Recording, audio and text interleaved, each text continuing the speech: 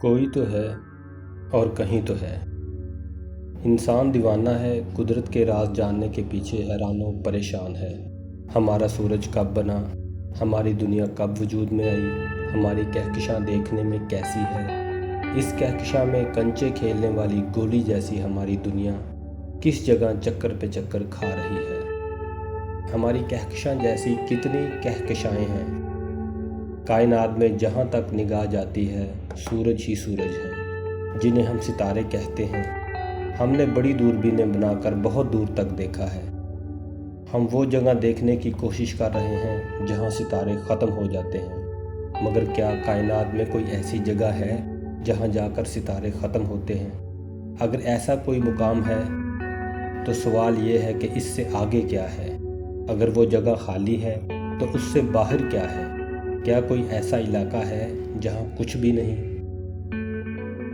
ہم نے بڑی بڑی دوربینیں بنا کر دیکھ لیا، مشکل یہ ہے کہ ہمیں صرف اور صرف وہ ستارے نظر آتے ہیں جن کی روشنی کائنات میں گزرتی ہوئی ہم تک پہنچتی ہے۔ جو ستارے کھربوں میل دور ہیں، ان کی روشنی ابھی راہ میں ہے۔ روشنی زمین تک پہنچے گی تو وہ ہمیں نظر آئیں گے، مگر انسان کہ اتنا بے قرار کہاں روشنی کے زمین تک پہنچنے کا انتظار کرے۔ انسان کے دماغ میں تجسس کا جو کیڑا ہے، اسے اتنا قرار نہیں کہ ہاتھ پر ہاتھ رکھ کر بیٹھے اور سب سے دور واقع ستارے کی ایک ذرا سی کرن کے زمین تک پہنچنے کا انتظار کرے، کیونکہ اس میں تو شاید لاکھوں کروڑوں برس لگیں گے۔ مگر انسان کے اتنا بے قرار جستجو کی یہ آگ بجھانے کا ایک طریقہ سمجھ میں آتا ہے، وہ یہ کہ اگر کائنات میں چمکنے والے پہلے ستارے کی روشنی ہم تک پہنچنے میں دیر ہے تو کیوں نہ ہم آگے بڑھ کر اس تک پہنچ جائیں۔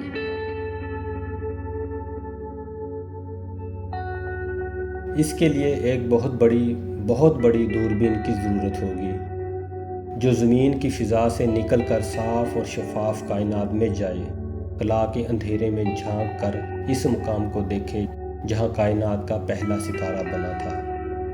تو تازہ خبر یہ ہے کہ وہ دوربین بن کر تیار ہو گئی ہے، اسے خلا میں بھیج دیا گیا ہے۔ ویسے تو وہ سکڑ کر راکٹ کے اندر سما گئی تھی، لیکن خلا میں جا کر اسے زمین سے ایک برقی اشارہ دیا گیا، جسے پا کر وہ چھتری کی طرح کھل کر ٹینس کے میدان کے برابر ہو گئی۔ اب تک بننے والی دنیا کی سب سے بڑی دوربین میں سونے کے 5 آئینے لگے ہیں، جو خلا کی گہرائی سے آنے والی روشنی کی مدھم سی کرن کا عکس اتار لیں گے۔ پھر ہم اس عکس کو یوں دیکھ سکیں گے جیسے خوردبین میں ذرے ذرے نظر آتے ہیں۔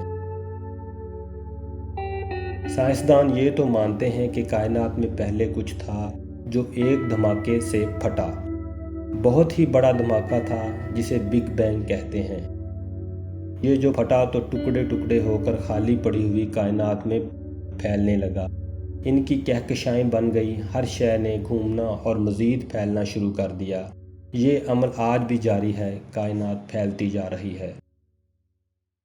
اب سوال یہ ہے کہ کہاں تک پھیلے گی؟ اس کا جواب اس ستارے سے ملے گا جو سب سے پہلے وجود میں آیا۔ اب خلائی دوربین بنا کر سائنسدان اسی پہلے ستارے کو دیکھنے کی کوشش کر رہے ہیں۔ وہ ستارہ کروڑوں سال پہلے اس بگ بینگ کے ساتھ چمکا تھا۔ اس کی روشنی خلا میں سفر کر رہی ہے، مگر ابھی ہماری زمین تک نہیں پہنچی۔ اب شروع ہوتے ہیں وہ سوال جو انسان کے ذہن میں بلبلا رہے ہیں۔ بڑے دھماکے سے پہلے جو شے تھی وہ کیسے بنی؟ کیا خود ہی بن گئی یا کوئی طاقت سرگرم عمل تھی؟ وہ شے جس کائنات میں موجود تھی، اس کی حدیں کہاں تک تھی؟ اس سے باہر اور آگے کیا تھا؟ کیا یہ دھماکہ اتفاقیہ طور پر ہو گیا؟ تو اس میں اتنے انتشار کے باوجود اتنا نظم و ضبط کیسے ہے؟ ساری کہکشائیں باہم ٹکرا کر پاش پاش کیوں نہیں ہو جاتی؟ کروڑوں سال سے سارے ستارے اور سیارے مقررہ وقت پر ایک طے شدہ رستے پر چلے جا رہے ہیں، اور جدید دوربینوں سے ہم دیکھ رہے ہیں کچھ ستارے مر بھی رہے ہیں اور کچھ نئے پیدا بھی ہو رہے ہیں۔ تو یہ سارا نظام کیسے چل رہا ہے؟ کس نے چلایا ہے؟ کسی نے چلایا ہے تو چل رہا ہے، یا خود ہی چلے جا رہا ہے؟ یہاں آ کر سائنسدانوں کی عقل جواب دے جاتی ہے۔ بڑی چھان بین کے بعد وہ اتنا تو مانتے ہیں کہ قدرت کے اس نظم و ضبط کی زنجیریں، ساری کڑیاں سمجھ میں آتی ہیں، البتہ ایک کڑی لاپتہ ہے، ایک کڑی گم ہے، ایک کڑی درمیان سے غائب ہے، یا دوسرے لفظوں میں ہمیں نظر نہیں آتی۔